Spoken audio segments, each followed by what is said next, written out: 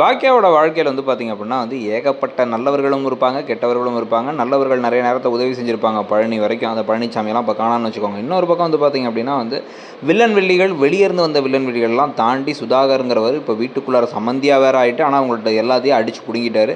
50,00,000 பணங்கிறது ரொம்பவே கம்மி. அதுலேயும் வந்து இவங்க என்ன பண்ணுறாங்க, கடனெல்லாம் அடைச்சி விட்டு இப்போ கடைசியில் வந்து புதுசாக எல்லாத்தையும் ஆரம்பிக்கிறேன்னு ஃபஸ்ட்லேருந்து ஆரம்பிக்கிறேன்னு மறுபடியும் முதல்ல இருந்தா அப்படின்னு நம்மளை கடுப்பேற்றிட்டு இருக்காங்க.